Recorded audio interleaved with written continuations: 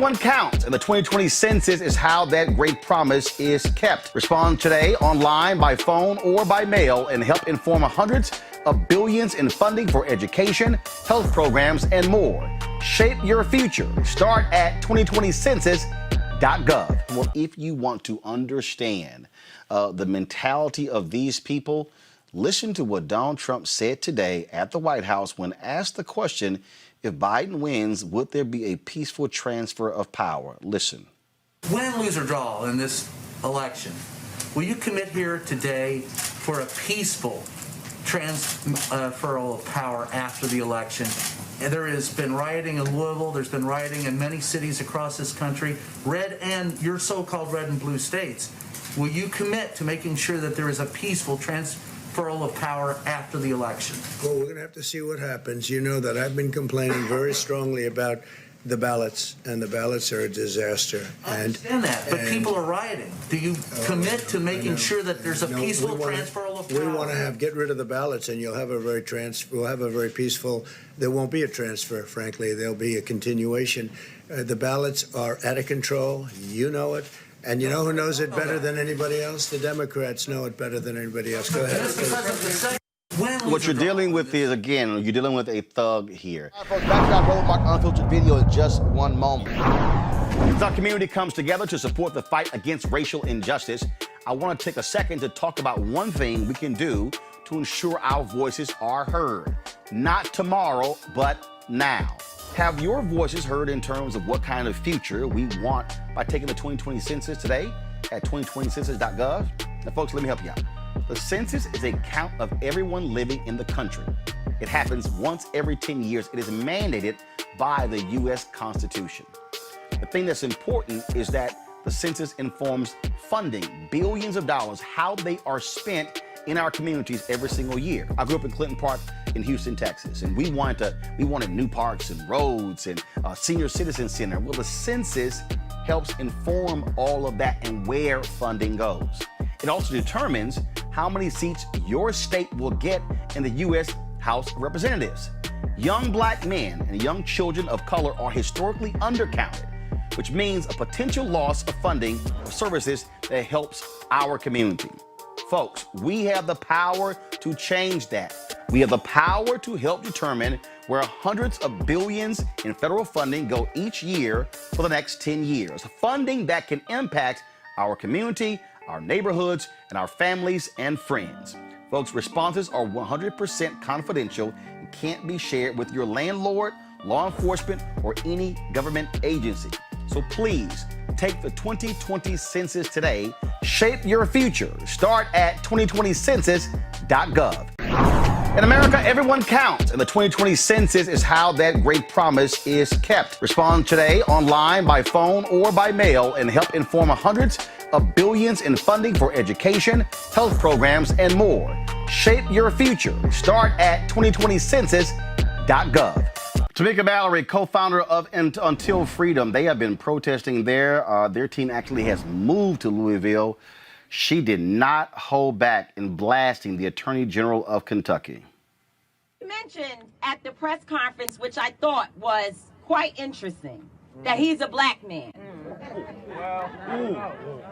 And as I laid and cried and hurt for Tamika Palmer, and for Breonna Taylor, and for Kenny Walker, and for Janiyah, who we need to love up on. As I laid there and I thought about him saying he's a black man, I thought about the ships that went into Fort Monroe and Jamestown with our people on them over 400 years ago. And how there were also black men on those ships that were responsible for bringing our people over here. Daniel Cameron is no different than the sellout Negroes that sold our people into slavery. She said it. And helped white men to capture our people, to abuse them and to traffic them while our women were raped, while our men were raped by savages. That is who you are, Daniel Cameron. You are a coward. You are a sellout, and you were used by the system to harm your own mama, your own black mama. We have no respect for you. No respect for your black skin. Because all of our skin folk ain't our kin folk, and you do not belong to black people at all. All right, folks, back to our roadmark unfiltered video in just one moment. As our community comes together to support the fight against racial injustice, I want to take a second to talk about one thing we can do to ensure our voices are heard. Not tomorrow, but now. Have your voices heard in terms of what kind of future we want by taking the 2020 census today at 2020census.gov? Now, folks, let me help you out. The census is a count of everyone living in the country. It happens once every 10 years. It is mandated by the U.S. Constitution.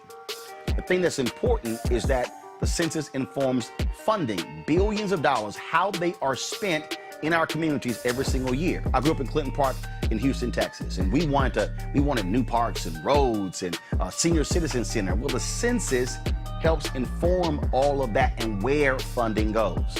It also determines how many seats your state will get in the U.S. House of Representatives. Young black men and young children of color are historically undercounted, which means a potential loss of funding for services that helps our community. Folks, we have the power to change that. We have the power to help determine where hundreds of billions in federal funding go each year for the next 10 years. Funding that can impact our community, our neighborhoods, and our families and friends. Folks, responses are 100% confidential and can't be shared with your landlord, law enforcement, or any government agency. So please, take the 2020 census today. Shape your future. Start at 2020census.gov. In America, everyone counts, and the 2020 census is how that great promise is kept. Respond today online, by phone, or by mail, and help inform hundreds of billions in funding for education, health programs, and more. Shape your future. Start at 2020census.gov. Well, folks, Donald Trump was in Atlanta today unveiling his plan for Black America. It is called the Platinum Plan. Quite interesting. He presented this in front of a group of African Americans. He designates the KKK and Antifa as terrorist organizations, called for making lynching a national hate crime, and also they want to make Juneteenth a national holiday. Now, according to the plan, according to the campaign, the plan will increase access to capital in black communities by almost $500 billion and create 500,000 new black-owned businesses. Here's Donald Trump talking to y'all. And then, of course, when he's done, I will deconstruct this entire plan. And I'm here today to announce a brand new plan to deliver more opportunity, more security, more fairness, and more prosperity to black communities. We call it the Platinum Plan. Platinum Plan. And that's a contract with black Americans, and it's going to be something that people talk about for a long time to come. If you vote Republican over the next 4 years, we will create 3 million new jobs for the black community. Open 500,000 new black-owned businesses. Increase access to capital in black communities by $500 billion. And this includes investing in community development, financial institutions, and minority depository institutions.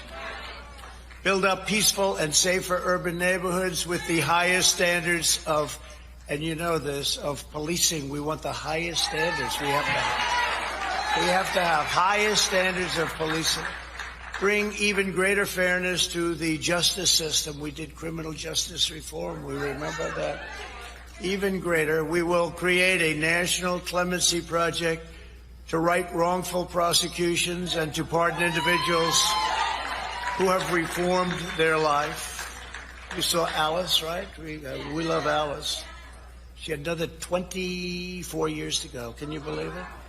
She served 22 years. She had another 24 years to go.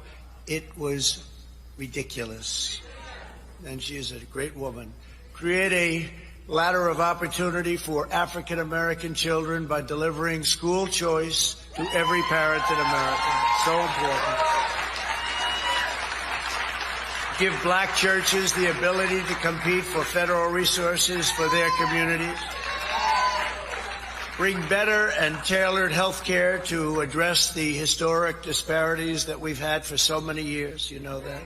This includes investing in treatments for kidney disease, diabetes, high blood pressure, sickle cell disease, and maternal mortality. Advance home ownership and wealth building in the black community. Bring more manufacturing back to the USA, which we're doing anyway. And back to the inner cities, which have been largely forgotten, although not so much in the last 3 years when you get right down to it. Thank you. And Democrat policies that import low-wage foreign workers from overseas to replace black workers in our inner cities. Joe Biden cares more about the citizens of foreign countries than he does about black Americans living in our own country. I will always put Americans first, and that includes, very, very importantly, black Americans.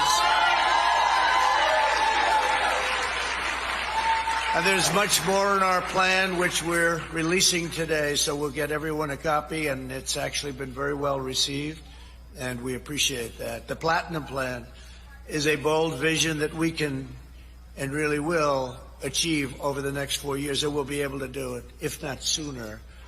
Unlike my opponent, I'm not a career politician, thank goodness. I get results, and I keep my promises. Now, in the same thing, he talked about, how he has led this record investment that guarantees funding for HBCUs. All week, I used to see me rocking HBCU gear. Today, I'm representing Harris Stowe out of St. Louis. So, is he lying? Yeah, let's talk about this. First of all, let's talk about it with Dr. William Spriggs. He's the economist at Howard University, and Walter Kimbrough, president of Dillard University. Walter, I'm going to start with you. Okay, Donald Trump keeps touting how he has saved HBCUs, how he has made funding permanent for HBCUs so they don't have to keep coming back to Congress every year for asking money. You have been tweeting about this. You are an actual HBCU president. So I would think you probably have a good idea if this funding is permanent. Is what Donald Trump is saying false? Is it true? Is it false? Is it a flat out lie? What is it?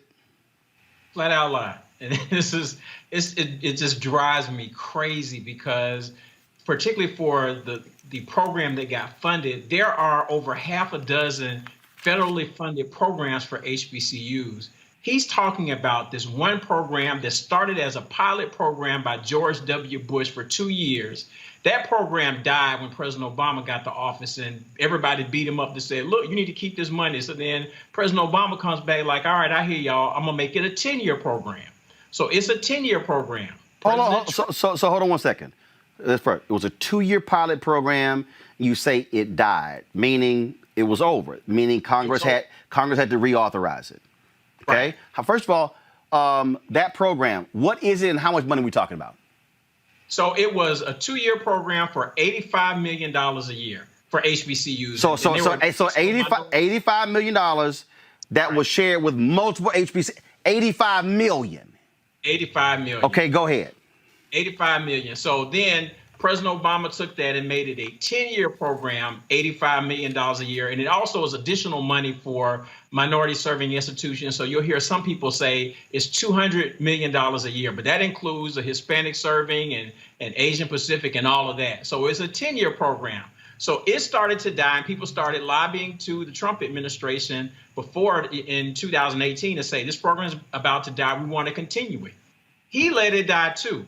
Alma Adams came back and wrote the new bill called the Future Act, which made it another 10-year program. And then wrestling with some of the Republicans, it ended up becoming a permanent bill, but they can still only fund it out for 10 years. So we'll wait to see what happens in 10 years. But as he said today, it's a 10-year program, $85 million a year, which is exactly the same thing that we had under President Obama. So let's be clear. Again, I had Congressman Alma Adams on this show. This was not a plan that originated from the White House. No, not at all. It was not. Congressman Alma Adams, who also got with Republican Mark Walter from North Carolina, whose wife is a Winston-Salem State graduate, They were the co-chairs of the HBCU Congressional Caucus, drove that thing through. So when Trump is saying, I made it permanent, he's talking about a single program that's $85 million a year. Exactly. That's all he's talking about. And when he takes credit for it, people will defend him and say he signed it. But this bill passed both the House and the Senate with a veto-proof majority. His signature was performative. Let's just call it what it is, because there was no way he was going to veto something that was already veto-proof. So he didn't do anything.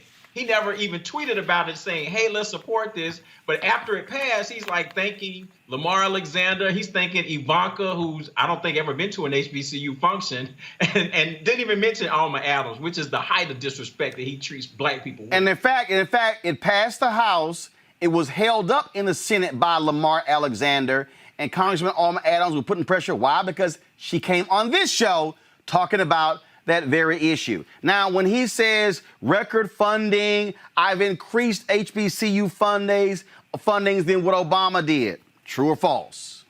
Also a lie.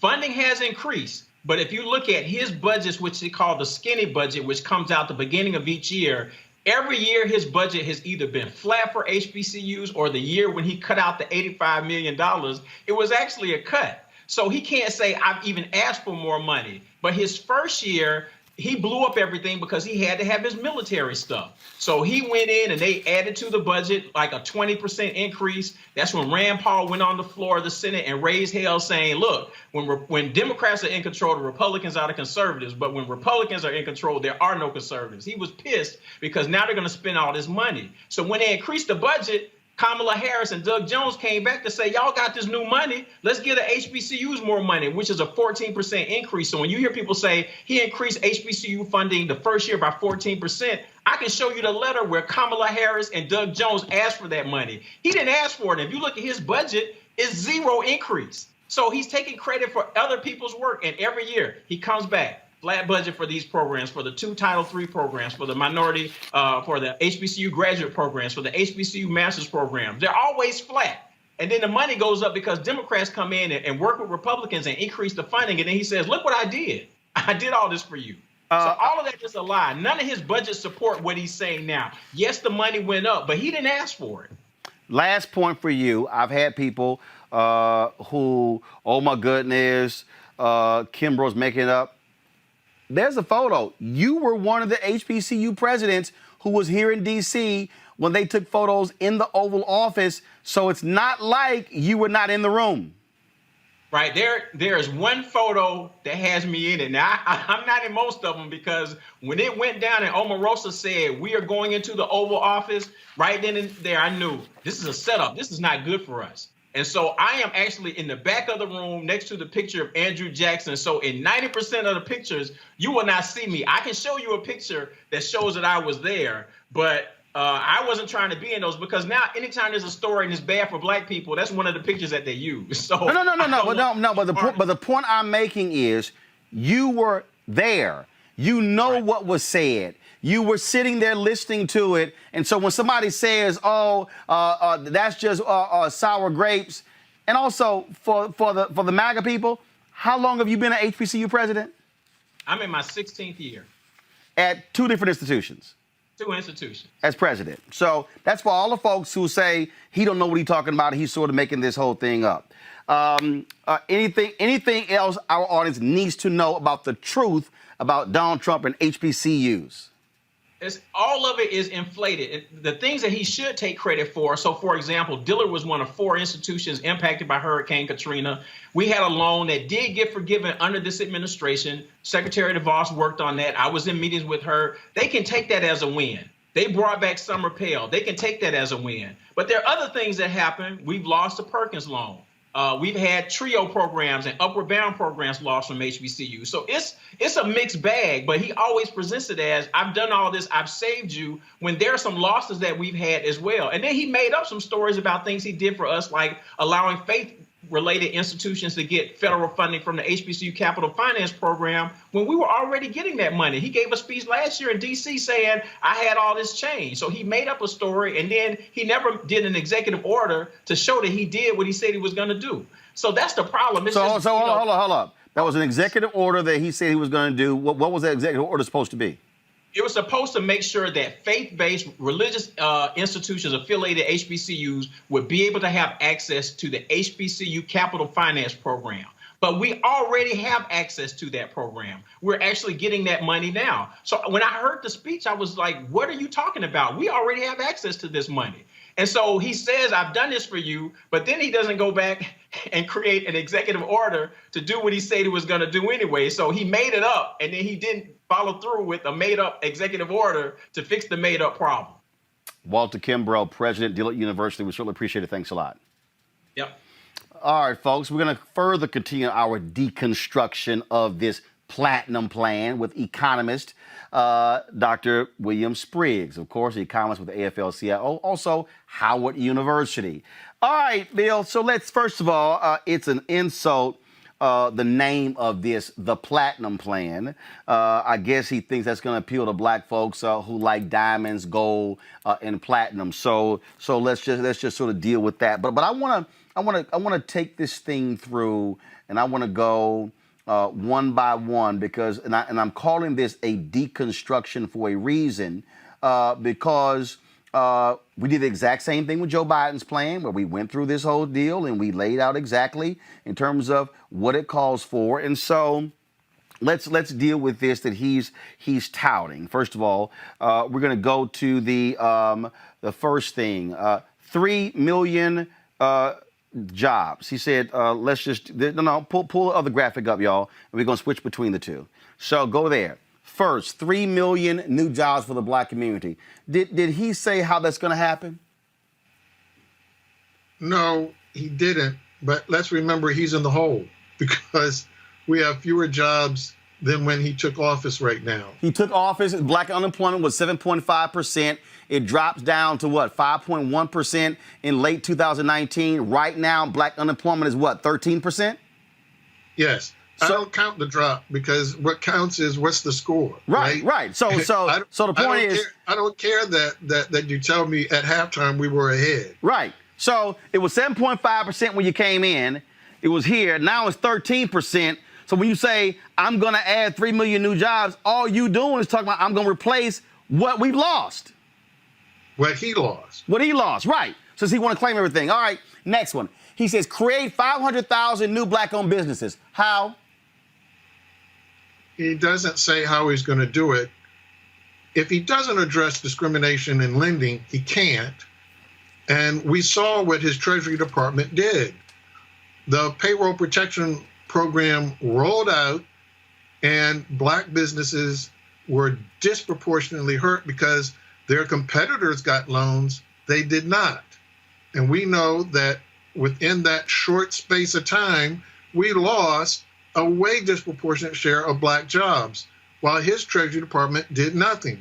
It took Congress to come back, reauthorize the PPP program, and direct that the money went to CDFIs, community development financial institutions, and minority depository institutions, so that the money would get to black businesses. $1 late.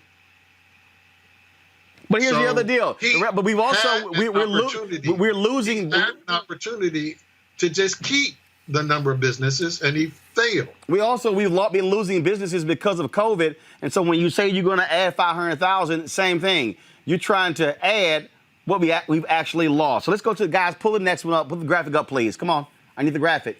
Come on, no, the graphic, please. Thank you. Thank you, that one. Increase access to capital in black communities by almost $500 billion. Okay, but here's the piece. Y'all, read the details. Come down to my graphic, please. Where the $500 billion comes from is seeking infrastructure funding that will lead to widespread growth in the annual $500 billion federal contracting opportunities. He's talking about the same money. So that's right. That's not 500 new billion. He's like, oh, I'm just touting what is over here in the infrastructure plan. But that's infrastructure. That's not to black businesses. Precisely. Keep going. That's just Again, walking people through. Next item on the graphic. All right. Safe urban neighborhoods with the highest policing standards. That's a waste of my time. But you know what? Let me just do this here. Now, let me go to my deal here. So let me go right down to that one. So here's what's quite interesting about that. Because this is the detailed plan that I have right here. So he says that, y'all gonna love this one. National Clemency Program, got that. This is right here. Restore safety to America's great cities by working with police departments. I'm gonna bring in Rob and Amisha right here as well. And accountable models of policing, including diversity training and accreditation standards. Rob, how can you say you're going to have diversity training for cops when you just got rid of diversity training on the federal level? I was just going to make that. I was going to make that point. You know, he has an executive order getting rid of diversity and training, and he has an executive order where he doesn't want us to tell the truth about history. He says, so we don't want to deal with the fact that we've had racism. And he says this line in his executive order that says, you know, the Civil War dealt with this, and people are acting as if we were built on a racist country. We were, and we still haven't gotten rid of a lot of things, and we need to deal with it and really tell the truth about it. So he's not even telling the truth of history. He doesn't care about diversity and training. He's doing this to make some white people, and I guess the few black people that are supporting him, feel like they have something to talk about. Like, okay, we know you're saying racist stuff. We know you've done all this stuff. So we got to have something. And now he can just give them this talking point, like, I'm going to help black people by doing this. The man has been there for 4 years, and you're going to tell me 45 days before the election you got your black plan? You can say black people now? I mean, I'm just saying. Amisha, I'm looking here again under this whole deal of fueling access to capital for black-owned businesses. He says increase opportunities for small business lending and technical assistance through community development financial institutions in order to grow business and create generational wealth opportunities with over $400 billion in lending. Then he says, examine alternative ways to build credit, including rent, utilities, and phone bills. Make the Minority Business Development Agency permanent. Appoint its leader to the Assistant Secretary of Commerce level. Create a sub-office of African American Affairs and engage with private sector advisors to ensure real-world plans and solutions. Increase the number of black-owned contracting businesses, financial services entities, and private equity investment funds through regulatory reform and up to $40 billion in government funding alongside traditional private investment. Advance lending relationships with financial institutions, particularly those businesses who weren't able to participate in PPP. Host senior executives from major financial institutions on a quarterly basis to advance new and equitable lending programs for black communities. All of this stuff that he said that he wants to do in the second term, he hasn't done in the first term. He could have done it first. He could have done it at first. Hell, he could have ran on it in the first term. He did not. There was nothing stopping President Trump, who also, be mindful of people, his party also has the Senate. He could have done this immediately, long ago. Like, there was nothing stopping him from doing any of this. But to the point mentioned a minute ago, we have a president who is now listing off things that run in direct contrast to the things that he says on his stump speeches. He's not somebody who cares about race and equity. He thinks of those things as unpatriotic. And if you talk about them, then you're not American. He does not care about lending practices that disproportionately affect African Americans. And we've seen that time and time again. He won't even have a sit-down conversation with the NAACP or the National Urban League when both of them and their CEOs have spoken to these issues directly and have plans that I believe it looks like he lifted literally out of those plans some of the language that he's using within this new, very odd framework of this platinum plan, which sounds a little sketchy in and of itself. But I think that what President Trump is doing, and it's not to get the black vote, he already knows that that's not really going to happen for him. What he is trying to do is to mitigate some of the disastrous commentary that he's had that makes some white people feel uneasy, particularly some white suburban women. So when you talk about there being this racist rhetoric and you talk about there being, all of the issues that the Black Lives Matter movement has brought to the forefront, this is a president who now is saying through means testing and through hearing a lot of what, the white people in the street who are holding BLM signs are saying is that, hey, maybe if I put together this plan and bring out some trinkets of black people to Atlanta, because be mindful, the majority of the folks who were at that Atlanta gathering today weren't from Atlanta, they flew in from other places, then maybe, just maybe, I'll be able to show to good-meaning white people who otherwise would not, be fervent supporters of his, that I'm trying to do something. be mindful. He could have done this months ago. He could have done this years ago. If he wanted to actually implement these plans, he could have done it. He knew that the PPP loans, by the way they were designed, they were not meant to help Black businesses. But I want to go through this because, again, I'm looking here and I'm just sort of laughing, Bill, because he says grow minority-owned businesses with additional tax cuts to stimulate hiring and investment. Bill, have the tax cuts overall for all of America, have they stimulated hiring and investment? No, the economy actually slowed after the passage of his tax credit. So when you look at the growth of Black employment, it was already underway when President Obama was president. And so what you look at is a path that actually slowed, and of course now it collapsed on him. But the Minority Business Development Agency is under his control. He doesn't need the Senate or Congress to do some of the things that he mentioned there. Instead, he undermined that agency. He gutted that agency. So for him to now say, oh, but if I get reelected, I'm going to do something different, as if he didn't undermine it before. And the PPP, as I mentioned, he knew that it was failing Black businesses. That was directly under the control of the Treasury. He did nothing. It was only when Congress stepped in and reauthorized the additional amount of funds and directed them explicitly to minority-owned businesses that you saw the PPP program respond. He had his first time at bat. He whiffed. He totally missed the ball. The more damaging thing, he says, is later in this plan when it comes to Black home ownership. No, hold on, wait. Hold on, wait. I'm going to get to that. Hold on. I'm going to take it by section. In his plan, he says, encourage onshoring and development of domestic manufacturing to increase supply chain, business development, and employment. Sounds great. Has manufacturing jobs, have they increased or decreased under Trump?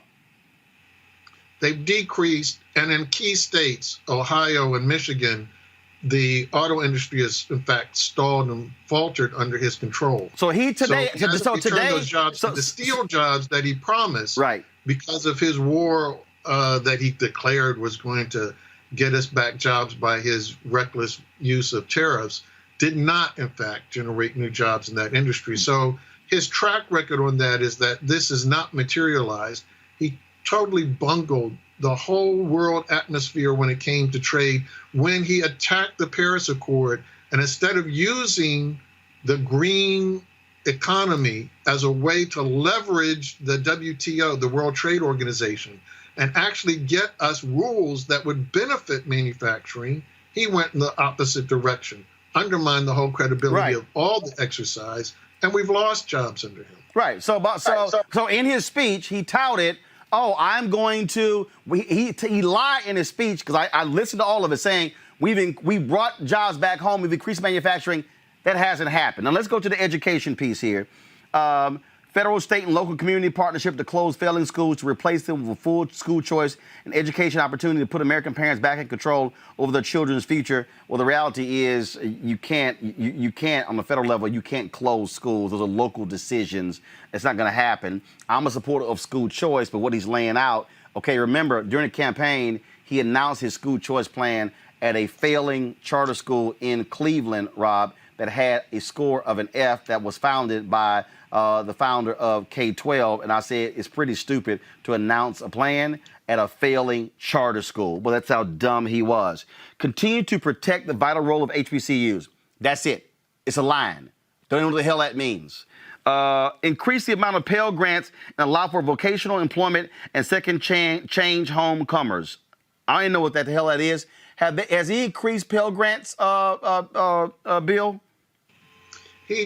He did restore access during the summer, but as you heard from President Kimbrough, the rest of what he's done to students is to undermine the program because he's cut all the support for their parents. So this is a great letter that Leslie Baskerville has written on behalf of NAFIO in response to this repeated claim that Trump wants to make, that the little bit that got added, and as President Kimbrough pointed out to you, not because Trump asked for it, not because he asked for it, but the things he did ask for undermined their parents. The things that made it harder for their parents to get money, to survive, and now to have jobs. He undermined our students in so many ways. that his efforts really made it more difficult for our students, not easier. And so simply adding the summer takes away the Perkins loans that you heard President Kimbrough mention. Those Perkins loans are the ones of the job training that you just mentioned in that sentence. He attacked the Perkins loan and took them away. So to say I'm going to do something by bringing them back, okay, but you destroyed it. So I'm going to give you credit 4 years from now for putting back what you took away. That wouldn't make sense. I love this one here under healthcare, Rob. He lays out all this sort of stuff: reduce costs, opportunity to be in charge of your own healthcare and choose your own doctor, eliminate long-standing healthcare disparities. Really, that's a single line. No other detail there.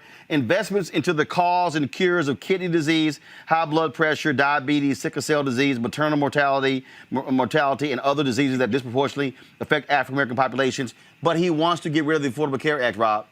Yeah, exactly. I mean, you already beat me to the point there. And this is just like, do you remember, Roland and Amisha, do you guys remember Trump Steak? Do you remember Trump Airlines? Yep.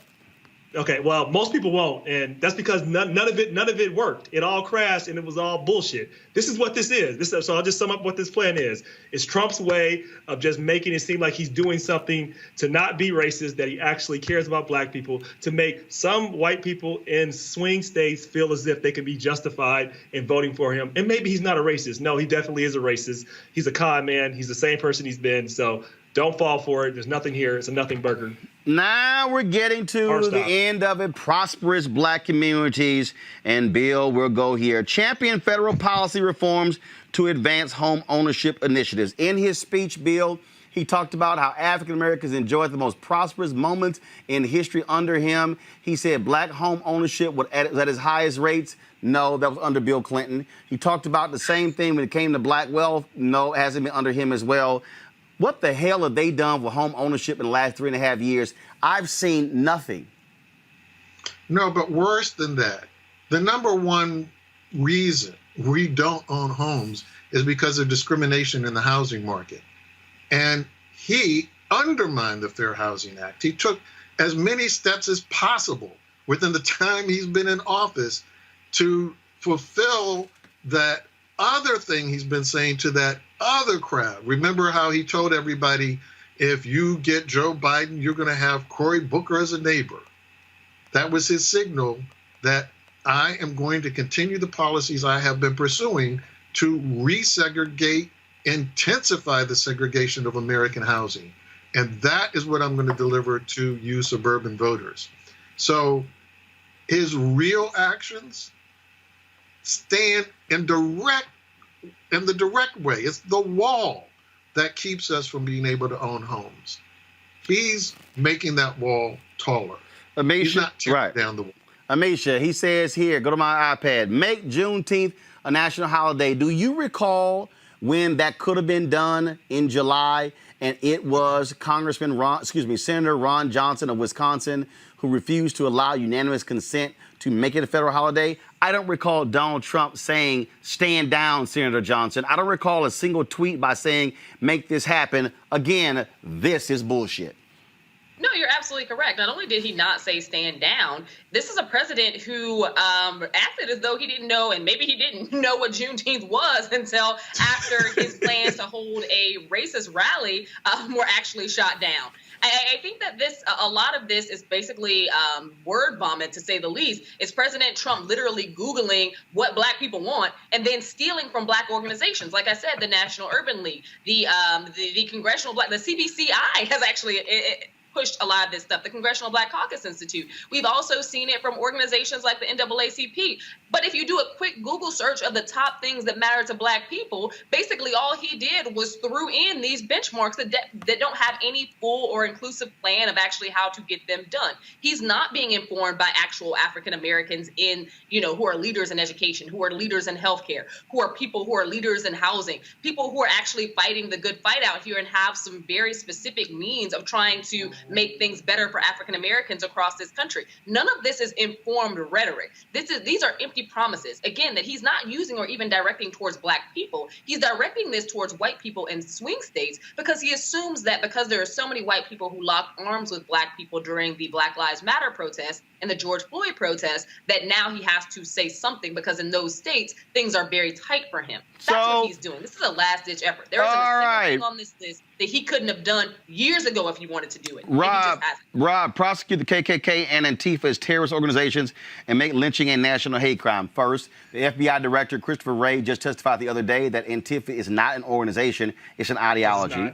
Two, make lynching a national hate crime. I'm sorry, do you recall Donald Trump telling Senator Rand Paul to stand down, who was blocking, again, lynching from a national hate crime, a bill that Senator Tim Scott co-sponsored with Booker and Harris? I don't recall Donald Trump saying jack. So when it could have been made a national hate crime, where was Trump?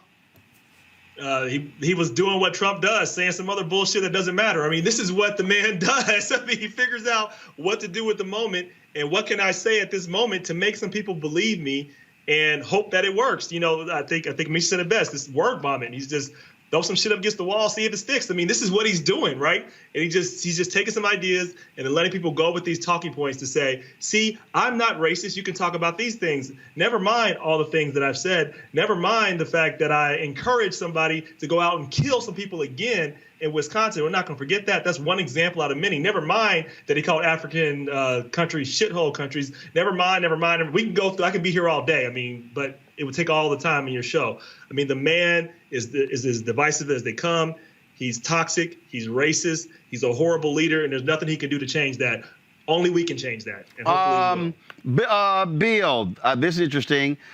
Fuel black. Go to my iPad. Fuel black farmers and access to healthy foods to address food disparities, and then favorable trade. First of all, they didn't even proofread this.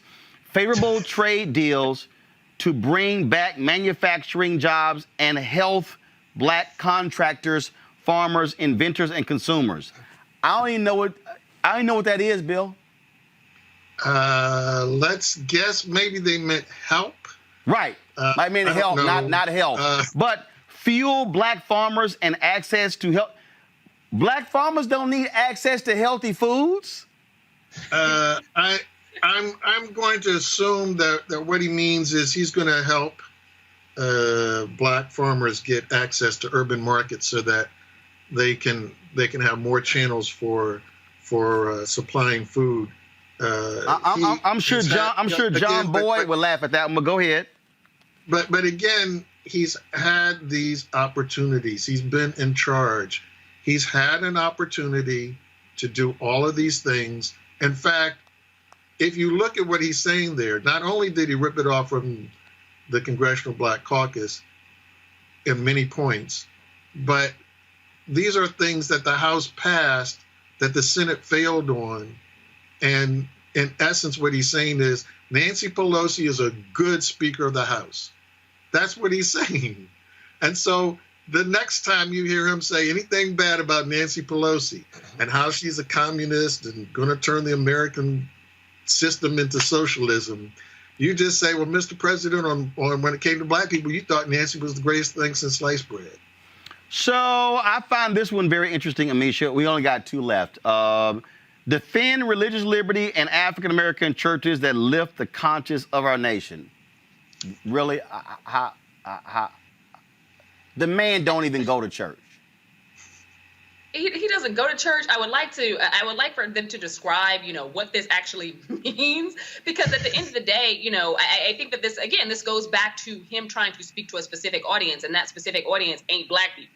So when he's talking about religious liberties, when he's talking about bringing these things to the forefront, he's not talking about Black churches, because we know that when people were shot in the Black church just a few years ago, he really showed very little concern whatsoever and found good people on both sides of a situation. So no, I don't think that this president gives two sense about the Black church at all, nor does he care about faith and religion. But I think that he is speaking to an audience, again, that is not Black people. He's speaking to an audience and trying to lean in on those swing states, but he's speaking to white women specifically right now. The same white women who he's done this entire campaign cycle of trying to make afraid of Black people in general. So when we're having these conversations, I think that it's very interesting, his timing of releasing this plan, but also the fact that, it comes out literally within a day of us hearing about the Breonna Taylor case. He is very strategic in trying to be mindful of what he thinks that those people in the suburbs actually want to hear, but he doesn't have any real intent on making any of this happen at all. And of course, right here, the last one, collaborate with cities and counties to address mental illness and substance abuse. Really, Bill? My God, you're going to collaborate? No, I think probably what those cities and counties would say is, where in the hell is the money? Well, again, this is the defund the police movement, right? The whole movement is, why are all of these funds going to the police when the biggest encounters that disturb us the most too often involve people who have actual mental health crises and their families are desperate to try and get help? They call the police instead of being able to call mental health experts. So, he criticized people want to defund the police, but that's where the money would come from. The money would come from, don't fund the police to do this, fund the professionals who know what they're doing when they encounter someone in a crisis.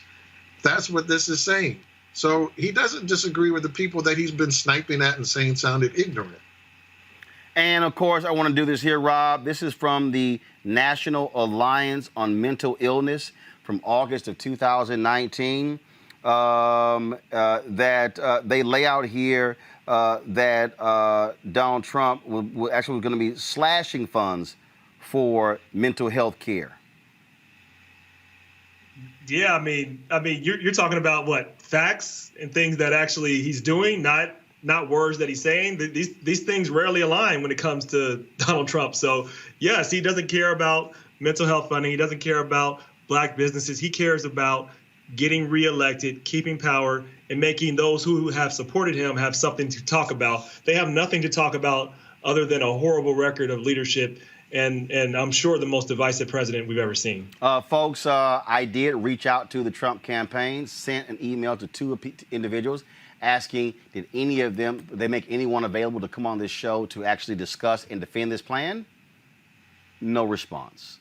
Bill Spriggs, I appreciate it, man. Thanks a lot. All right, folks, back to our Road Mark Unfiltered video in just one moment. As our community comes together to support the fight against racial injustice, I want to take a second to talk about one thing we can do to ensure our voices are heard.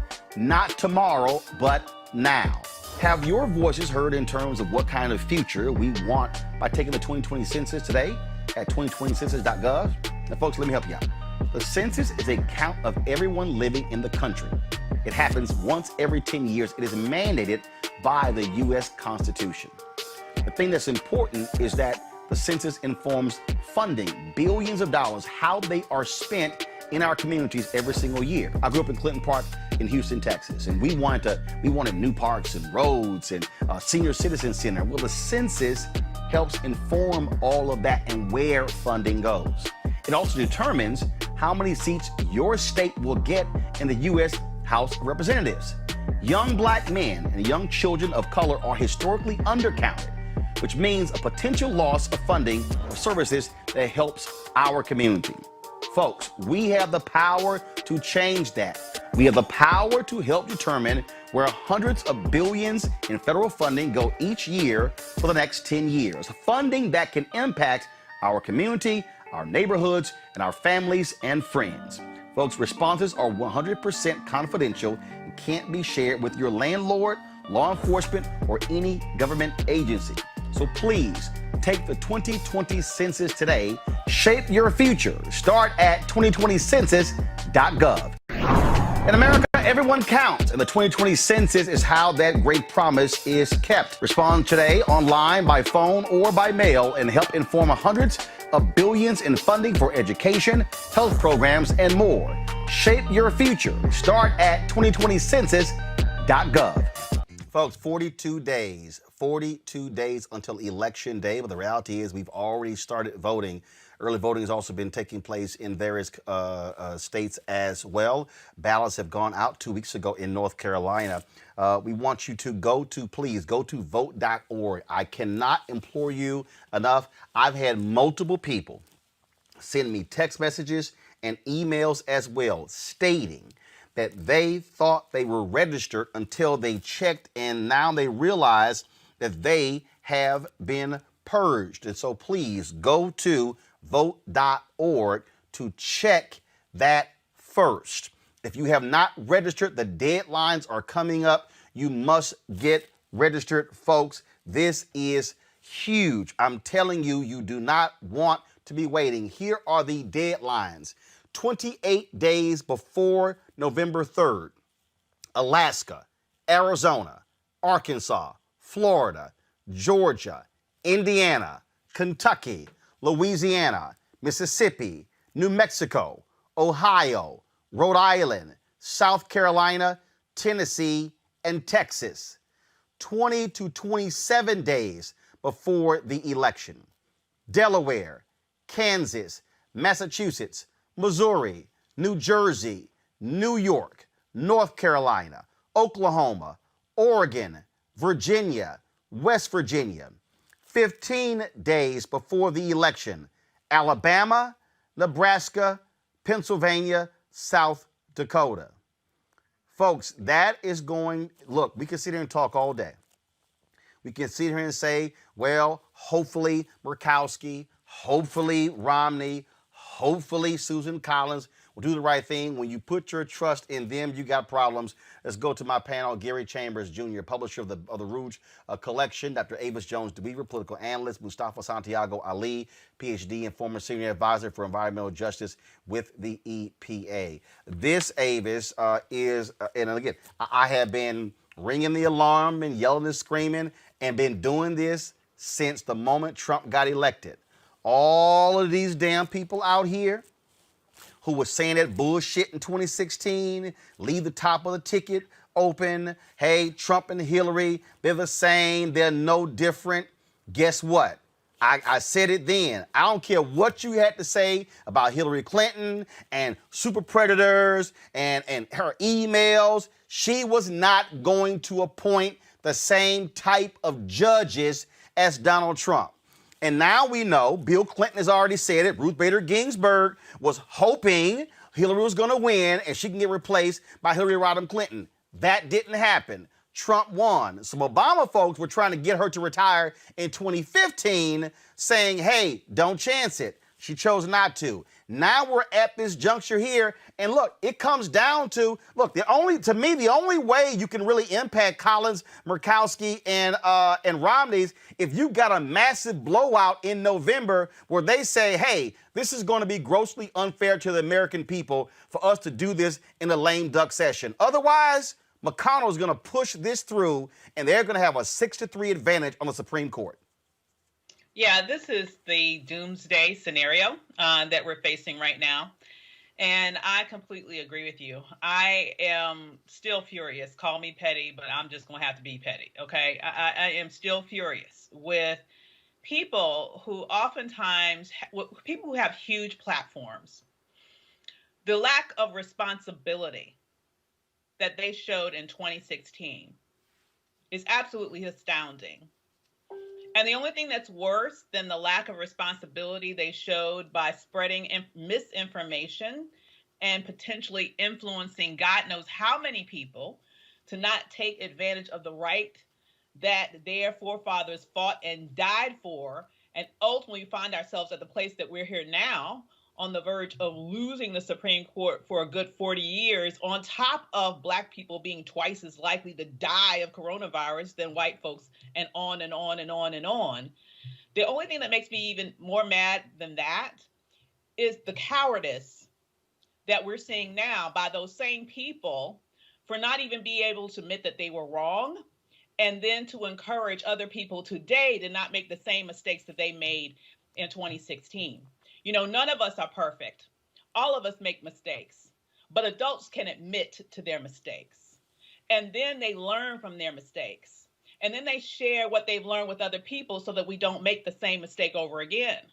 But by sitting here in 2020 and acting like 2016 never happened, acting like they never said what they said, and allowing other people and not saying anything when we have a new cohort of ridiculousness in this era, telling people basically to do the same thing that they told people to do in 2016, and then not to say anything about that is unforgivable. We need to understand what's on the ballot right now, what's at stake right now. We are facing a situation where it's not only going to impact our lives, this is going to impact our grandchildren's lives. This is not an easy fix. And so what we need to do now is everything humanly possible to make sure that it stops. I don't care what it is. It's everything. It's being in the streets. It's calling your senator. It's voting at massive levels so that there is no room for equivocation in November. A humiliating defeat is what we have to deliver at the polls, and that requires that we don't fall for the same foolishness that far too many fell for in 2016. I'm real clear, Gary, in terms of making demands of any candidate. I'm real clear in terms of laying out an agenda. But I'm also very clear on opening my damn eyes and surveying the field. It's sort of like if I played football and I'm sitting here as a middle linebacker and all I'm doing is looking at the quarterback. I ain't paying attention to nobody else. I might get my behind beat because I'm not surveying the entire field. The reality is this here, and this goes for ADOS, FBA, Bernie Bros, every group you can imagine. I don't care who they are. This is real simple. If you actually say you want reparations, you ain't getting it with a 6-3 conservative Supreme Court. You ain't getting it with 300 conservative federal judges. You're not getting it. You're not getting environmental protection. You're not getting voting rights. I mean, we can go down the line of all the stuff that your ass not gonna get if the Republicans stay in control of the United States Senate. Period. Well, that's all of that's facts, Roland. And you know, elections have consequences. And I think that it was short-sighted and foolish of anybody to, one, not vote in 2016 and to believe that Republicans, for whatever reason, will not get out and support their candidate. You know, I concur with the sister. I think it's foolish. And as somebody that's 35, right, in that age demographic where my generation is not as active in voting, you know, many of them don't want to hear, you know, the age-old things about who sacrificed. But the real deal is you are screwing yourself by not voting, right? Because when you talk about all that's at stake, when you talk about the future of education for your children, when you talk about the future of healthcare in your community, when you talk about your ability to vote, right, if you so choose to, when you become a property owner, start paying some taxes on some property, right? And then your concerns are on the ballot, I think people will then take this more seriously. But when you look at what happens, the courts are where major decisions are made. And it's also, it can be weaponized against us, right?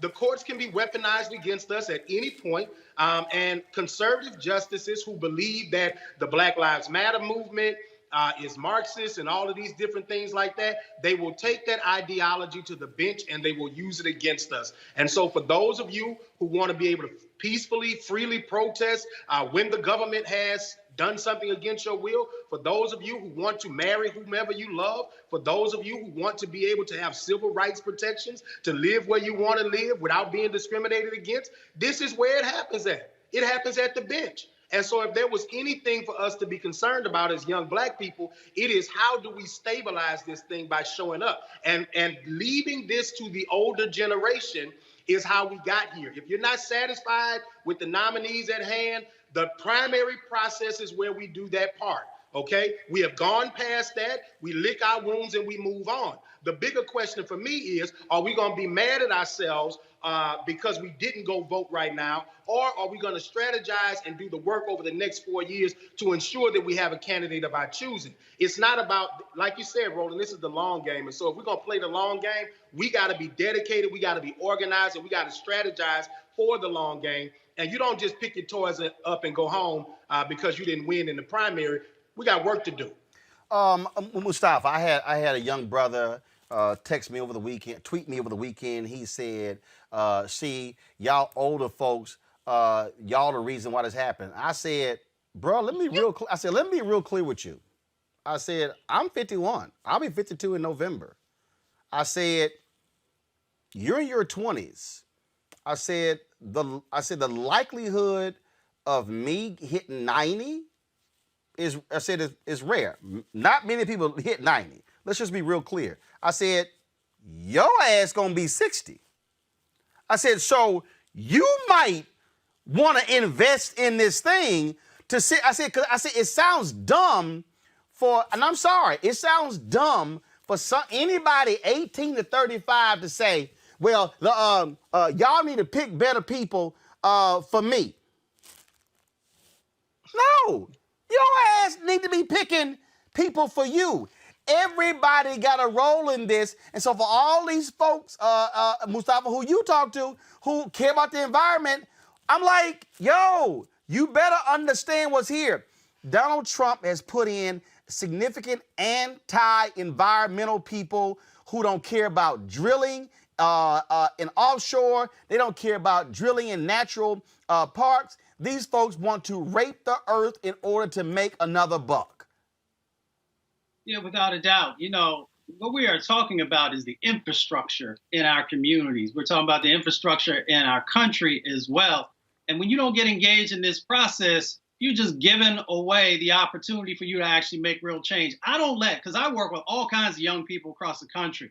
I don't let folks get away with talking about, well, older folks made the decision or older folks need to make the decisions. I'm like, if you don't see somebody who represents what you believe in, my first question to you is, why didn't you run? Why didn't you get your friends together and identify somebody who you have trust in to run? So I just don't allow that conversation because it's a cop-out that we use whenever we don't want to actually get up off of our butts and actually get engaged in the process and have to do more than something that lasts for an hour or a couple of hours. Folks need to understand, as folks have shared, that you are literally playing with your life and the life of folks in your community.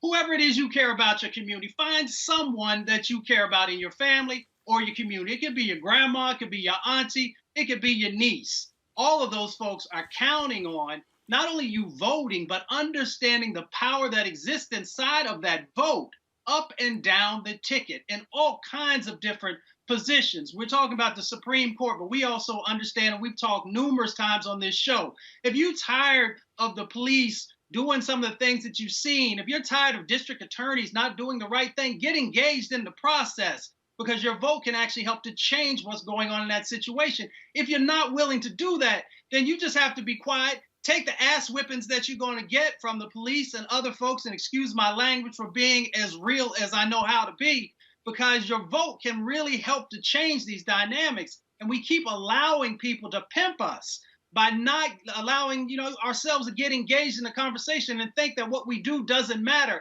It matters when we do it in numbers. It matters when we do it through an intelligent set of actions. All right, folks, back to our Roland Mark Unfiltered video in just one moment. As our community comes together to support the fight against racial injustice, I want to take a second to talk about one thing we can do to ensure our voices are heard. Not tomorrow, but now. Have your voices heard in terms of what kind of future we want by taking the 2020 census today at 2020census.gov? Now, folks, let me help you out. The census is a count of everyone living in the country. It happens once every 10 years. It is mandated by the U.S. Constitution. The thing that's important is that the census informs funding, billions of dollars, how they are spent in our communities every single year. I grew up in Clinton Park in Houston, Texas, and we wanted new parks and roads and a senior citizen center. Well, the census helps inform all of that and where funding goes. It also determines how many seats your state will get in the U.S. House of Representatives. Young black men and young children of color are historically undercounted, which means a potential loss of funding for services that helps our community. Folks, we have the power to change that. We have the power to help determine where hundreds of billions in federal funding go each year for the next 10 years. Funding that can impact our community, our neighborhoods, and our families and friends.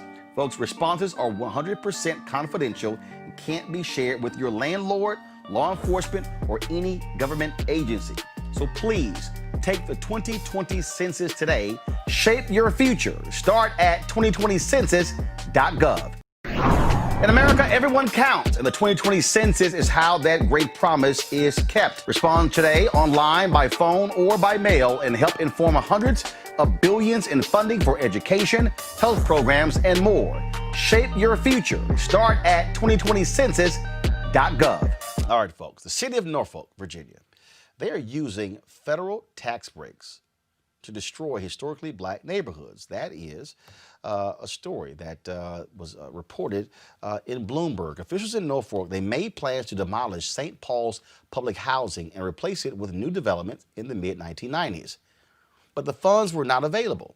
The Opportunity Zones program changed that and provided the funds. Now, Norfolk is one of 3 cities in the country to receive a grant from the Department of Housing and Urban Development. The grant will accelerate the replacement of public housing. Now, Norfolk hopes to leverage its $30 million haul into $150 million, including Opportunity Zone eligible money. There are promises that departing residents would be taken care of, but history has shown that's not always the case. Joining me now to discuss how urban renewal displaces poor people, largely black, is Caleb Newby, an investigative reporter for Bloomberg News. Now, Caleb, Donald Trump and Ben Carson and Republicans, they tout opportunity zones, and $75 billion going to these areas. And I've sent emails to the White House saying, well, I want to know, are black people actually getting that? What is that money going to? And what I keep hearing from people, that is really gentrification, that it's investments that are going into these areas, not actually benefiting those residents at all, but benefiting developers.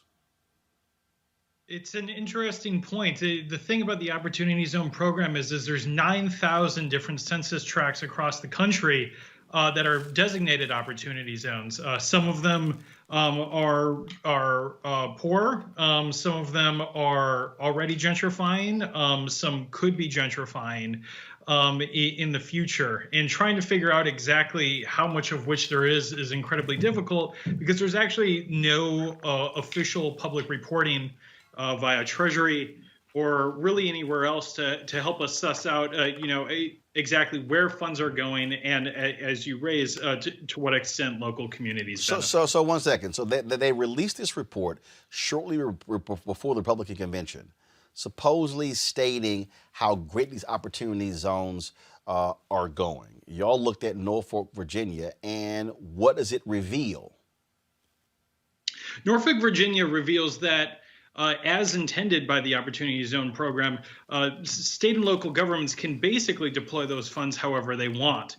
And in Norfolk, they have these predominantly black public housing communities near downtown that since the 1990s or so, they've been trying to find a way to redevelop them, essentially. But because it was public land and everything else, it was hard to find financing that worked. And this Opportunity Zone money, along with that grant that you discussed, is allowing them to do something that they've wanted to do for a very long time. And obviously, as you can imagine, it's an incredibly contentious issue in that town. So again, this is the thing. Look, as somebody, I covered housing early in my career at the county government for the Austin American Statesman. Also was part of my portfolio when I covered City Hall for the Fort Worth Star-Telegram. In all of these years, all we always hear, redevelopment. And all these folks, they tout that, and redevelopment coming in, mixed-use housing. They're going to come in with stores and Walmarts and Whole Foods and Targets and all these different stores. And we're going to have these restaurants. And you start going on. And I remember when I was in Chicago, I'm sitting there and I'm going, who the hell can afford to live in all of these townhomes? that are $3 and $4 and $5 and $6 and $7, $800,000. And you see that, and really, and now in cities like Washington, D.C., and so many others, as who they're targeting, and the people who seem to be making off like bandits are the developers. And what they do is they sell or pimp out politicians who go, yeah, but you can get reelected on just how energetic this part of town is. Used to be run down, now it's thriving. But the people who live there don't have affordable housing. So that really is the rub, right? There was a period in American history through the late 40s, 50s, 60s when these sort of public housing developments really became a thing. And then starting in the 80s, pushing through to the 90s, privatization became the order of the day. And in between, of course, you had white flight from the urban cores of cities out of the suburbs, you creating fiscal crises for cities, and then disinvestment in these public housing developments. So the question naturally, of course, is would they have gone into disrepair had that not happened? So now you, exactly as you say, that private housing often is not affordable for the people who were in the public housing before. And to a certain extent, depending on the city you're talking about, that's intentional, right? Because they see what they describe as decentralization of poverty as essentially a good. And it's sometimes believed that they actually don't want everybody who lived there before to come back, even in the selling of a redevelopment plan. And when you talk about Norfolk, here's a city 47% white, 43% black. And I keep going just back to the most basic question. When y'all looked at it, who are the people being most impacted by this development? They're destroying black neighborhoods, correct? Tidewater Gardens and the other two neighborhoods that make up St. Paul's are overwhelmingly black, approaching 100% depending on the block, and overwhelmingly poor as well. So that is absolutely the demographic, and that's not the same numbers as Norfolk as a whole. What should be the lesson that we get out of, again, the whole great pitch, opportunity zones. And again, they sound great and wonderful. But I always say, you got to follow the money. At the end of the day, because when you listen to the pitch, what it sounds like is, oh, we're going to be investing these dollars into these neighborhoods where you have existing businesses to help people there who may want to start their own business, to also improve the housing in those areas. That's not actually what we see happen, correct? I mean, I certainly wouldn't want to offer any lessons, but it is certainly true that trying to redevelop public housing developments in an equitable way is a challenge, I'd say, for just about any city. The question really is this private-public partnership framework that has been, the preference of cities all over the country basically since the mid-1990s, really the way to go. All right, then. Well, look, a great story. Folks should check it out. Bloomberg News. Caleb Newby, thank you very much for your work. Hopefully that we'll get more information on these opportunity zones, exactly what that investment is, where is it going, who is it benefiting, because you're right. Again, look, I've asked, the White House won't even respond to those questions because, frankly, they don't want to respond to those questions. And these are tax breaks. These are folks who are actually, on the taxpayer dime benefiting from that. But in the end, if the people are not truly benefiting and only a handful of rich developers, that's a problem. Thanks for having me, Roland. I appreciate it. Thank you so very much. All right, folks, back to our Roland Martin Unfiltered video in just one moment.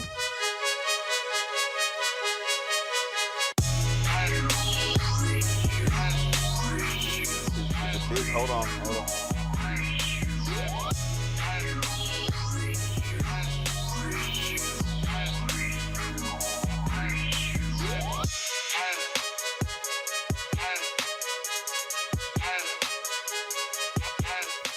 All right, folks at Seek.com, black-owned company founded by Mary Spio. They are a virtual reality company. Of course, you can check out their content at Seek.com. You can do so, of course, with these virtual reality headsets. So what it does is it allows for you to actually drop your cell phone right into this headset right here, close it up. Then you can actually watch the content in virtual reality. Just simply put this thing on, and that's what you can do, of course. And then you can watch it, and it seems like you're literally right there in the room. So pretty cool device here. You can actually get this device at Seek.com, Ceek.com. They also have these 360-degree 4D headphones. These headphones right here, they give out absolute great sound, great bass as well. They have Bluetooth. They also have a headset that you can use for gamers as well. So another great headset. So you can get this as a gift for someone or for yourself. All you got to do is go to Seek.com, Ceek.com. Use our promo code RMVIP2020, RMVIP2020 in order to get you a discount on these devices. And if you do so, you will be, of course, you will be helping Roland Martin Unfiltered as well. And so we certainly appreciate Seek being a partner here on Roland Martin Unfiltered. In America, everyone counts, and the 2020 census is how that great promise is kept. Respond today online, by phone, or by mail, and help inform hundreds of billions in funding for education, health programs, and more. Shape your future. Start at 2020census.gov. Florida Governor Ron DeSantis announced a bill that would mandate criminal charges and increase jail time for protesters. The bill is called the Combating Violence, Disorder, and Looting and Law Enforcement Protection Act. Protesters could be charged with first, second, or third-degree felony for actions such as blocking roadways, disrupting restaurants, or toppling monuments. The act states that drivers would not be liable, quote, for injury or death caused if fleeing for safety from a mob. Representative Chevron Jones, along with other statewide elected officials and community leaders, held a virtual news conference to oppose this Governor DeSantis proposal. Representative Jones joins us right now. Representative Jones, what the hell happened to the First Amendment? Well, I don't know what's happened to the First Amendment. And you know what, Roland, to be clear, the governor knows that what he is doing is a total overreach, a blatant overreach in what he's doing. And the Republican Party know what they're doing. They are stacking the courts here in Florida, and they're stacking the courts nationally, so this can go straight to the courts. It's irresponsible. And truth be told, Roland, I'm sure many have been following what's been going on here in Florida. This is a total deflect of the failed leadership of Governor DeSantis and what he has done here with coronavirus. And he comes with this press conference yesterday to speak out on what he plans to do in the next legislative session. His priorities totally out of whack. Give people understanding the control the Republicans wield in Florida. Right now, we have a Republican-ran House and Senate. We have about 3 seats that's up for grab that are winnable here within the Senate in Florida that we're set to win 2 of them, which will put us in a good position. But as far as fighting this fight that we have right now, Roland, our best bet is 1, through advocacy, is what we're doing right now. 2 is to winning these seats and electing Javier Fernandez and electing Patricia Sigmund to stop this for when it comes forth. And 3, making sure that people are not just voting just for in the presidential election. People in Florida have to vote on these down ballot candidates for state rep and for state senate and these other seats that's happening right now. That's the only part that we can do right now. And again, we saw this with Amendment 4. Even though that passed, the Republican legislature goes in, passes a new law, and then that becomes the standard. And again, what's their lead? How many seats do they hold compared to Democrats in the House and the Senate? Right now, we have 17 seats.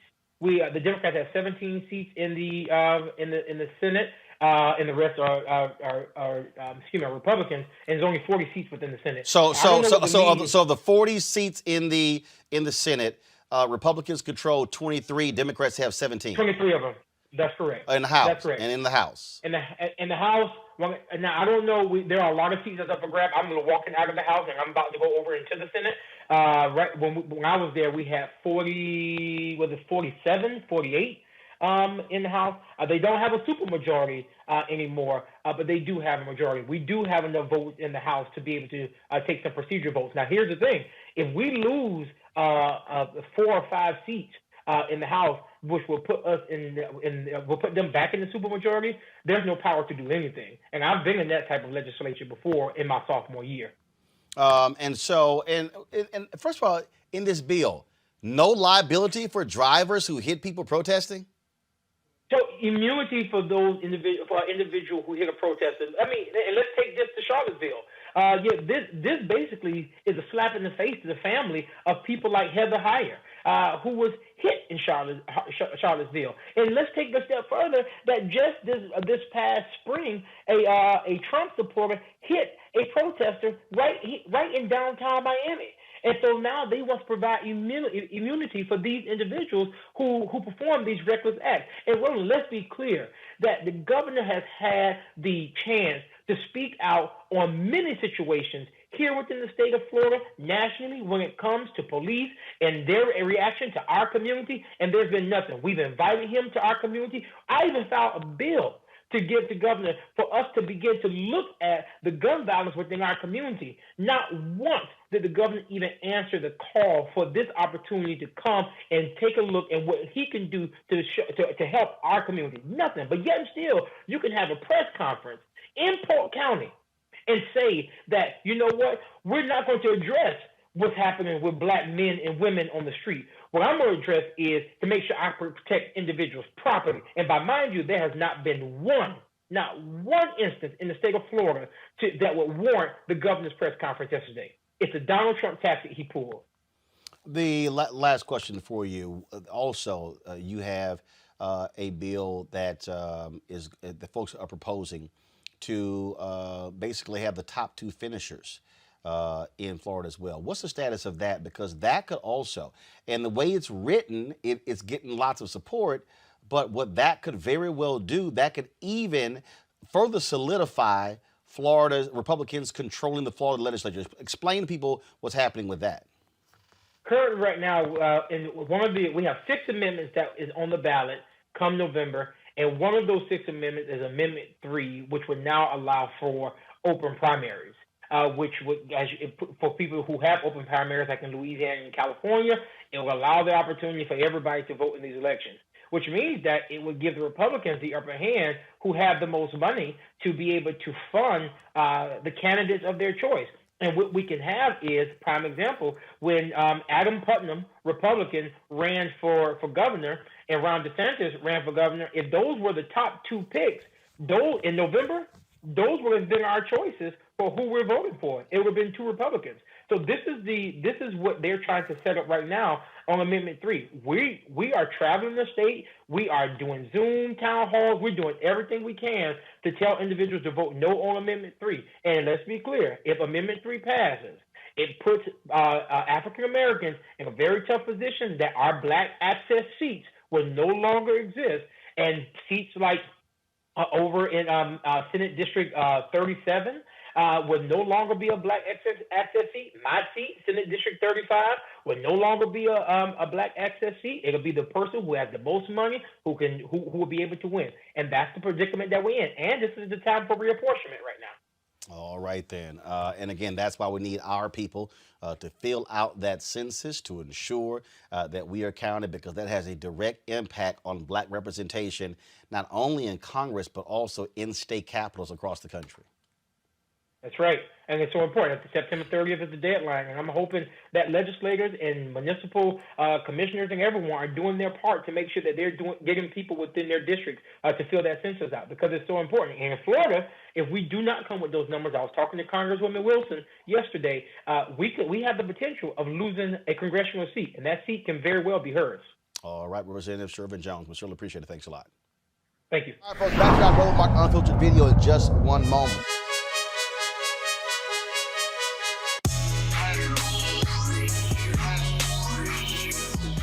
Hold on.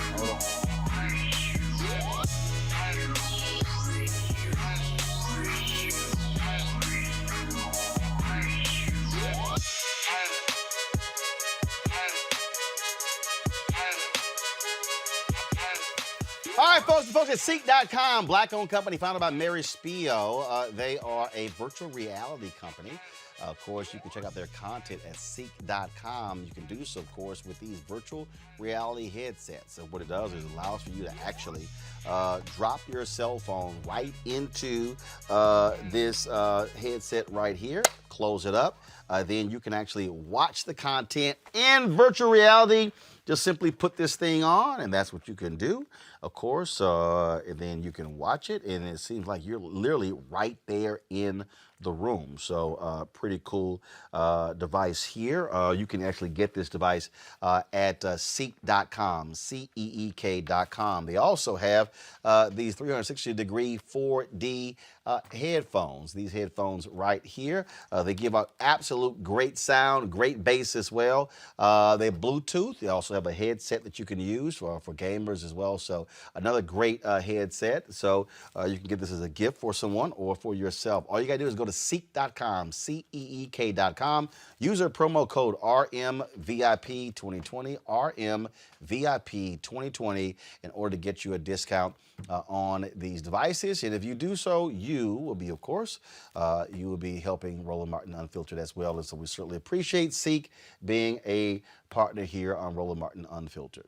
In America, everyone counts, and the 2020 census is how that great promise is kept. Respond today online, by phone, or by mail, and help inform hundreds of billions in funding for education, health programs, and more. Shape your future. Start at 2020census.gov. All right, folks, let's talk about what's happening across the country. In Georgia, 1.1 million people requested vote-by-mail ballots, and the number continues to grow. 32% of the requests come from black voters. The Georgia Republican Party joined the Republican National Committee Tuesday in appealing a federal court decision requiring the counting of absentee ballots received up to 3 days after the November 3rd election. This is just one of the efforts to disenfranchise voters, specifically black voters across the country. Now, understand, folks, there are 40 days until Election Day. 40 days until Election Day. Republicans and Donald Trump, they are fighting every effort when it comes to counting as many ballots as possible. If you want to understand the mentality of these people, listen to what Donald Trump said today at the White House when asked the question, if Biden wins, would there be a peaceful transfer of power? Listen. Win, lose, or draw in this election, will you commit here today for a peaceful transfer of power after the election? And there has been rioting in Louisville. There's been rioting in many cities across this country, red and your so-called red and blue states. Will you commit to making sure that there is a peaceful transfer of power after the election? Well, we're going to have to see what happens. You know that I've been complaining very strongly about the ballots, and the ballots are a disaster. I understand that, but people are rioting. Do you commit to making sure that there's a peaceful transfer of power? We want to get rid of the ballots, and we'll have a very peaceful. There won't be a transfer, frankly. There'll be a continuation. The ballots are out of control. You know it. And you know who knows it better than anybody else? The Democrats know it better than anybody else. Go ahead. What you're dealing with is, again, you're dealing with a thug here. The folks at The Atlantic dropped a story today that laid out exactly what it is that Republicans are trying to do. What they're doing right now is they are working. The Trump campaign is working with lawyers in the various states where they want to challenge. They are planting the seeds. This is the headline in The Atlantic, the election that could break America. And what they're trying to do in this story here, okay, and this is what the lead says. There is a cohort of close observers of our presidential election, scholars and lawyers and political strategists who find themselves in the uneasy position of intelligence analysts in the months before 9/11. And it goes on and on and on. What it lays out in this article is that what Republicans are trying to do is that if it is close in states, what they will then do is say, forget this, forget the counting, it's going on too long, we're going to declare that we know what the will of the voters are and choose the electors ourselves. Now let me take you back to 2000. Folks, you have to remember, in Florida, Florida actually exposed for people the first time an understanding of the Constitution. First, there is no affirmative right to vote in the United States Constitution. When you hear people say voting is a right, that's simply not true. There is nothing in the Constitution that affirms that every voter has a right to vote. Because of amendments, it does say you cannot prevent folks from voting because of race or gender. So what people didn't realize was that when looking at the laws, the way this country was set up, I keep telling y'all beforehand, this is why civics is important. The country was set up for white men who own land to control the nation. So state legislatures actually have the power to choose electors. The Electoral College was a slavery compromise. And so they wanted to be able to control who became president. So what Donald Trump is doing is they are trying to work with Republican legislatures to say that if it's close in several states, that these legislatures will simply say enough is enough, and we are going to choose the electors from the state, and we are going to discern what the voters actually wanted to happen. That's what is going on. This arena is what people really need to be paying attention to, because Donald Trump has no problem, and the Republican Party has no problem with thrusting America into a constitutional crisis, because it is their desire to hold on to power regardless of what happens. You know, I've got a slight smile on my face because I know what's really at play here, right? And it's they want that crisis so they can litigate their way out of it. They can use these courts through which Donald Trump has got his people in. Okay, look, there's so many examples. Just look at the past 4 years, but particularly look at the past 4 months. There's so many good cases that tell us that these are Donald Trump's judges. It was always about the judge's role. And this is always what it's been about in electing this, two-time philandering fool. He's a fraudster. He's, a schmuck who basically has gotten so good at conning folks. And this is how he's doing it. He's using the courts to get his way. So yes, Republicans want that constitutional crisis. They thump the Constitution, but they do what they they would do what they will with it. And their wish essentially is to disenfranchise voters who look like us. They do not want us to have what they have. This is about a tale of two Americas. I've said it over and over again these past few years. There is not one America in which we are equal to white people. And this is extremely difficult for me to say as a conservative coming up in this career. And I've always held myself at the same standard, but what I've seen in what Donald Trump has done in using our judiciary for his gains, I have seen very clearly that many a conservative is okay with that if it means that they go untouched, if their lives are unimpacted. So therefore, if the lives of others are impacted, okay. That's a casualty. But we will litigate this the way we want so that we will get the justices that we want. That's what it's always been about. I realize that sounds like a very elementary argument. I'm making an overly simplistic, perhaps, analysis of the situation. But it's very, very important that we talk to our friends and family who may even think that he is not the threat to the Constitution that he is. It's very, very important that we speak to them in simple terms about it. This is a constitutional crisis that they are welcoming. Scott, I'm reading this here. This is from the Atlantic piece. The worst case, however, is not that Trump rejects the election outcome. The worst case is that he uses his power to prevent a decisive outcome against him. If Trump sheds all restraint, and if his Republican allies play the part he assigns them, he could obstruct the emergence of a legally unambiguous victory for Biden in the Electoral College and then in Congress. He could prevent the formation of consensus about whether there is any outcome at all. He could seize on that uncertainty to hold on to power.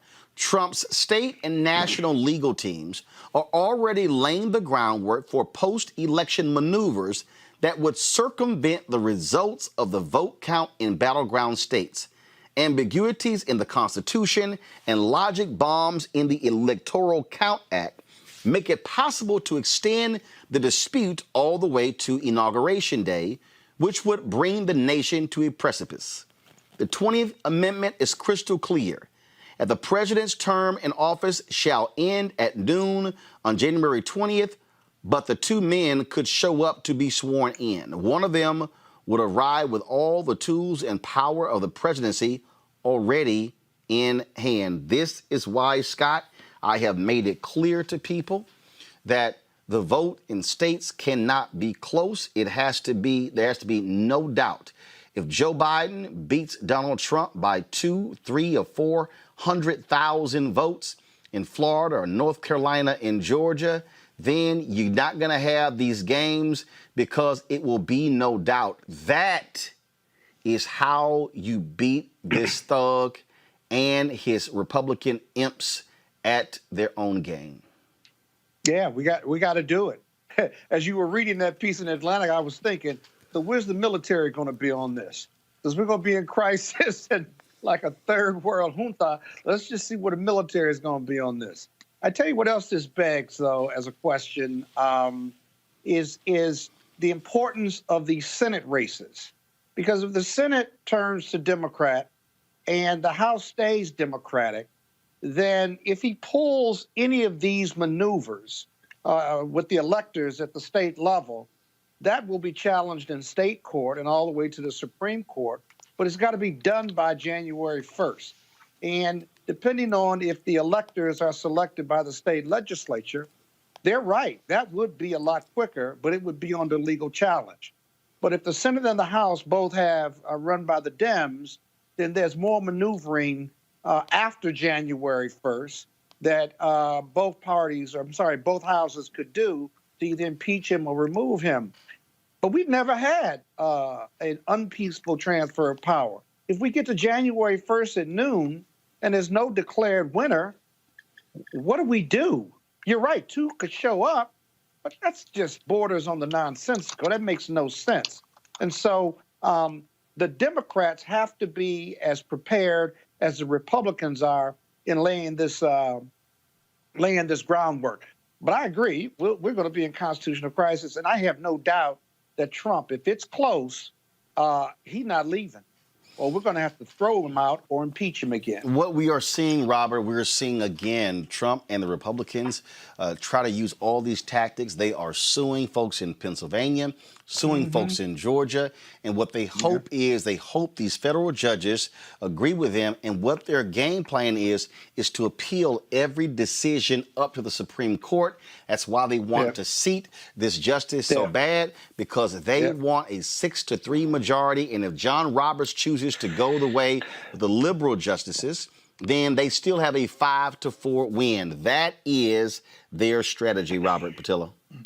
Well, you know, it's interesting because I remember being in law school and being outside picketing the Supreme Court during one of my summer internships when John Roberts was up for confirmation, because we thought he would be the most far right-wing justice on the court at the time, and here he is now the swing justice on the court. It's not because he got any more liberal during the time he's been on the court. It's because the court has gone so far to the far right that now what we used to think was a radical conservative on the court is now the moderate swing voice on the court.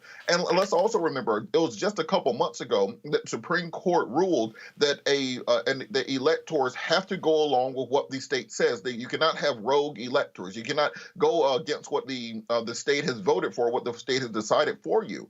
So we're no longer, they've stripped the electors themselves of having the power to step away from what's been said and to vote their own hearts and vote their own conscience, vote their own minds. So yes, we are set up for a constitutional crisis. We're going to have back-to-back constitutional crises. One on the replacement of Justice Ginsburg on the court, which is going to be a constitutional crisis, and we're not quite certain how that battle is going to go. And then secondarily, if the election is even within sniffing distance, because last time Hillary won by 3 million votes, and there was still consternation, and we're not going to see a situation where Republicans do the honorable thing like Al Gore did and just concede, or do the honorable thing like John Kerry did and not have a recount in Ohio because it was what was in the best interest of the nation. These people are going to fight and claw, because what they're fighting for is something very different than what Democrats are fighting for. Democrats want health care.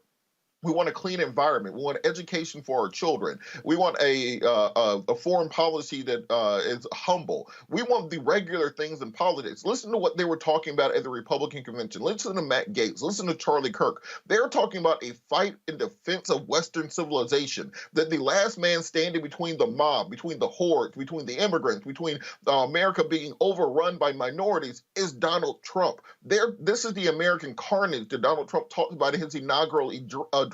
So we can't pretend that we're fighting the same fight and that we're fighting by the same rules. Democrats are still playing by the traditional rules of politics. The Republicans right now are fighting the battles of the Holy Roman Empire. They're fighting against the mongrel hordes and the Umayyad Caliphate. They think that they are in an existential crisis for the future of whiteness in this country, and it will be a white majority nation going forward. And because of that, they are willing to use every tool in the basket, and don't expect them to just lie down and do the right thing. Latasha Brown, co-founder of Black Voters Matter, she joins us right now. Latasha, we are seeing black folks in Georgia right now, 1.1 million ballots. They still are requesting ballots there. I was reading Ron Brownstein on Twitter. He said that polling data is showing that black people there are sort of still trying to decide, do I vote by mail or do I vote in person? And a lot of people are actually trending towards voting in person because they're not trusting this process, especially with all the different rules that you got to do this and do that and follow all these procedures. What are you seeing and hearing as y'all are traveling all across the South on the Black Voters Matter bus? That's exactly what we're hearing as well. People are concerned about the mailing in their ballots. They're also concerned about will they be counted. Also, if they get them in time. In our primary, there were hundreds of people, possibly even thousands. We don't even know the exact number of people who requested an absentee ballot and didn't get it in time. And people don't want to take that chance. So what we've been hearing is a lot of concern on the ground around mailing in their ballots if it will be counted. But what is even more egregious is that there are 200,000 voters who were unrighteously illegally taken off the voting rolls in Georgia. That Greg Palazzo, who was an investigative journalist, did a report for ACLU, and it came out about 2 weeks ago saying these 200,000 voters. No. Right. There were 300,000 that were purged. 200,000 were in error. So they actually purged 300,000. They actually purged 320,000, absolutely. And it was 200,000 are in error. You know, what makes matters worse is that all this time, even those of us that were been pushing and telling him that he needed to put them back, he kept demanding that he wanted the list. What is interesting is that we were like, no, our experts will sit with your experts to try to figure out how could you be so wrong? How could you have 200,000 names that were off the list? Who is your licensee? The National Voting Rights Act requires that there's a licensee that when you're clearing the list, that those names that are change of address, it can't just be a list that they come up with. You can't even get it from the Postal Service. You have to get a licensee, which is a vendor, an outside vendor, to really be able, they verify like 200 pieces of information to really be able to have this list that they come up with. And so all this time, we've been thinking that he just didn't want to give that information. In an interview that he did with CNN, it was revealed that he doesn't even have a licensee. So technically, it is just completely wrong. Not only is the information wrong, but it is illegal. Not is it only is illegal that he did it, but it was illegal in the process. He's never had a licensee to really be able to give him that list. So we don't know where he got this 200,000 names that are really wrong. And so right now he should put those folks back on the polls immediately, and we're demanding. Back to our Roll Mark Unfiltered video in just one moment. As our community comes together to support the fight against racial injustice, I want to take a second to talk about one thing we can do to ensure our voices are heard. Not tomorrow, but now. Have your voices heard in terms of what kind of future we want by taking the 2020 census today at 2020census.gov? Now, folks, let me help you out. The census is a count of everyone living in the country. It happens once every 10 years. It is mandated by the U.S. Constitution. The thing that's important is that the census informs funding, billions of dollars, how they are spent in our communities every single year. I grew up in Clinton Park in Houston, Texas, and we wanted new parks and roads and a senior citizen center. Well, the census helps inform all of that and where funding goes. It also determines how many seats your state will get in the U.S. House of Representatives. Young black men and young children of color are historically undercounted, which means a potential loss of funding for services that helps our community. Folks, we have the power to change that. We have the power to help determine where hundreds of billions in federal funding go each year for the next 10 years. Funding that can impact our community, our neighborhoods, and our families and friends. Folks, responses are 100% confidential and can't be shared with your landlord, law enforcement, or any government agency. So please, take the 2020 census today. Shape your future. Start at 2020census.gov.